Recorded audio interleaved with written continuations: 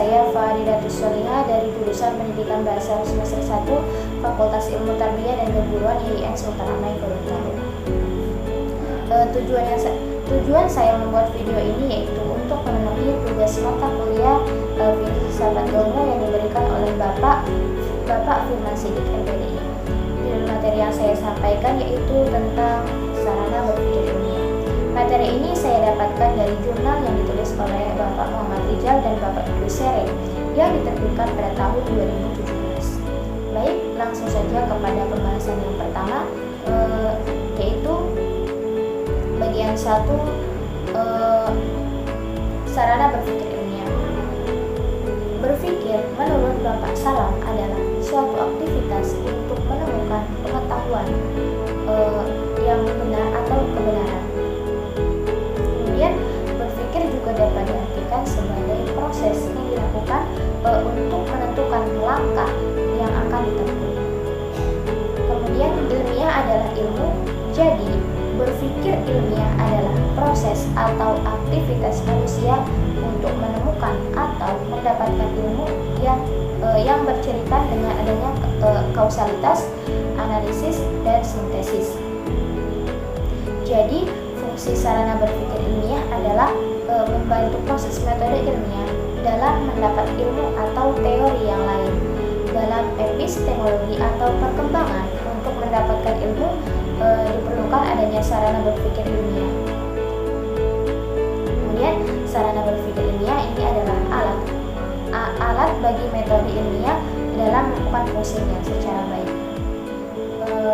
Kemudian jadi fungsi sarana berpikir ilmiah adalah membantu proses metode ilmiah dalam mendapat ilmu atau pengetahuan yang lain.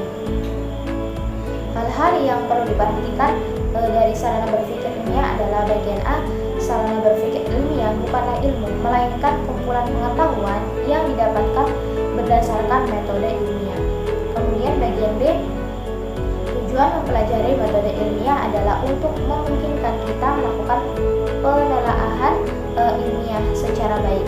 Manusia disebut sebagai Homo faber, yaitu makhluk yang membuat alat, dan kemampuan membuat alat dimungkinkan oleh pengetahuan. Berkembangnya pengetahuan juga memerlukan alat-alat. Kemudian manusia disebut sebagai Homo faber. Homo faber yaitu makhluk yang membuat alat, dan kemungkinan membuat alat dimungkinkan oleh pengetahuan. Bagian 2, bahasa. Bahasa memegang peranan penting dari suatu hal yang lazim dalam hidup dan kehidupan manusia. Kelaziman tersebut membuat manusia yang memperhatikan bahasa dan menganggapnya sebagai suatu hal yang biasa, seperti bernafas dan berjalan. Untuk menelaah bahasa ilmiah perlu dijelaskan tentang penggolongan bahasa. Di dalam fungsi komunikasi terdapat 3 unsur dalam bahasa yang digunakan untuk menyampaikan hal-hal sebagai berikut: perasaan atau unsur emotif, sikap atau unsur afektif, dan buah pikiran atau unsur penalaran. Perkembangan bahasa diperlukan oleh ketiga unsur bahasa ini. Komunikasi ilmiah bertujuan untuk menyampaikan informasi yang berupa pengetahuan. Kekurangan bahasa terletak pada bagian A, peranan bahasa yang multifungsi. Artinya komunikasi ilmiah hanya menginginkan penyampaian buah pikiran atau penalaran saja, sedangkan bahasa verbal harus mengandung unsur emotif, afektif, dan simbolik. Kemudian bagian B, arti yang tidak jelas dan eksak yang dikandung oleh kata-kata yang membangun bahasa. Kemudian bagian C, konotasi yang bersifat emosional. Ada 2 penggolongan bahasa yang umumnya dibedakan, yaitu bagian 1, bahasa alamiah, yaitu bahasa sehari-hari yang digunakan untuk menyatakan sesuatu yang tumbuh atas pengaruh alam sekelilingnya. Bahasa dibedakan menjadi 2 bagian, yaitu bahasa isyarat. Bahasa ini dapat berlaku umum dan dapat berlaku khusus. Dan bahasa biasa, bahasa yang digunakan dalam pergaulan sehari-hari. Bagian 2, kedua bahasa buatan adalah bahasa yang disusun sedemikian rupa berdasarkan pertimbangan-pertimbangan akal pikiran untuk maksud tertentu. Kemudian bagian 3, matematika. Matematika adalah bahasa yang melambaikan serangkaian makna dari pernyataan yang ingin kita sampaikan. Matematika merupakan salah satu puncak kegemilangan intelektual. Di samping pengetahuan mengenai matematika itu sendiri, matematika juga memberikan bahasa, proses dan teori yang memberikan ilmu suatu bentuk kekuasaan fungsi. Matematika menjadi sangat penting dalam perkembangan macam-macam ilmu pengetahuan. Kemudian penghitungan matematika misalnya menjadi dasar desain ilmu teknik. Metode matematika yang dapat memberikan inspirasi kepada pemikiran di bidang sosialisasi dan ekonomi. Pemikiran matematika dapat memberikan warna kepada arsitektur dan seni lukis. Kemudian bagian 4, statistika. Secara etimologi, kata statistik berasal dari kata status atau bahasa Latin yang mempunyai persamaan arti dengan state atau bahasa Inggris yang dalam bahasa Indonesia diterjemahkan dengan negara.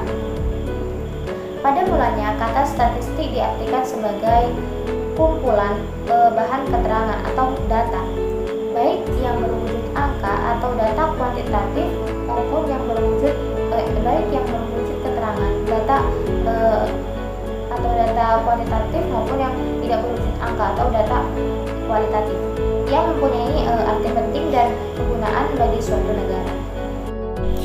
Kemudian bagian yang kelima yaitu statistik dan cara berpikir deduktif. Ilmu secara sederhana dapat didefinisikan sebagai pengetahuan yang telah teruji kebenarannya.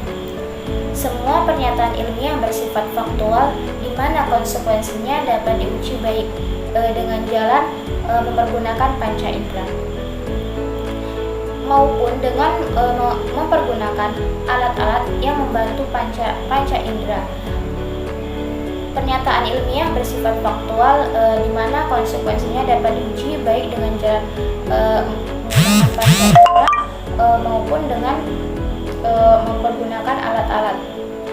maupun dengan mempergunakan alat-alat yang membantu panca indera tersebut.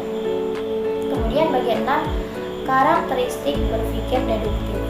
Kesimpulan yang didapat dalam berpikir deduktif merupakan suatu hal yang pasti, di mana jika kita mempercayai premis-premis yang dipakai sebagai landasan penelitiannya, maka kesimpulan penalaran tersebut juga dapat kita percayai kebenarannya.